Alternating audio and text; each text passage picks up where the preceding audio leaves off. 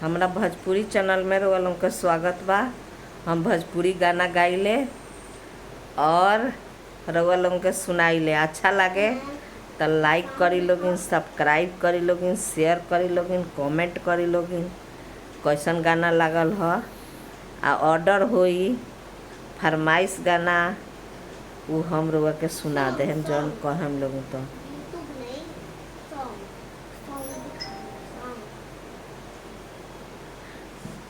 तो हम अभी एगो कोहबर के गीत गावतानी, सुन लो।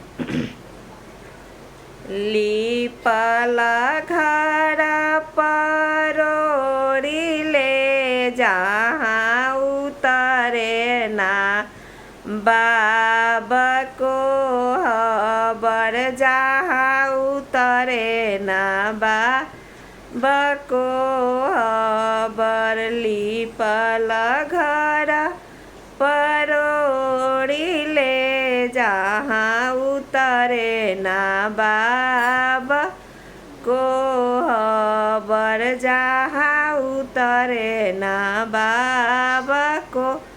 हम तो इसे पूछले कौन दुल्हा धर पापा के नाम को हबर, धर मम्मी के नाम को हब।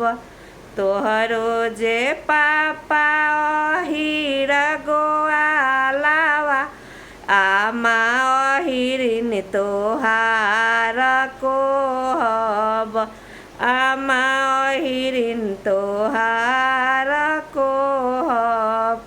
हम तो इसे पूछले कौन सुबई धर पापा के नाम को हबर, धर चाचा के नाम को हब।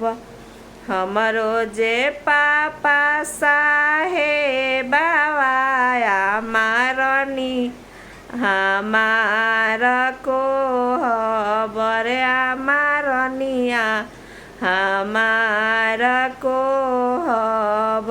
अब उल्टा गवाई, जब लड़की के शादी हो तो लड़का के कहाई और लड़का के शादी हो तो लड़की के कहाई। हम तो इसे पूछले सुंदर सुबई धर पापा के नाम को हबर, धर मम्मी के नाम को हब। तोहरो जे पापा भरुआवाया माँ जगली छीना को हबर, माँ जंगली छीना को हबर। हम तो इसे पूछले कवन दुल्हा धर चाचा के नाम को हबर, धर पापा के नाम को। तो हमरो जे पापा साहेबावा मारनिया हमार को हब, मारनिया हमार को हब। तो कोहबर कैसन लागल बताम लोगिन।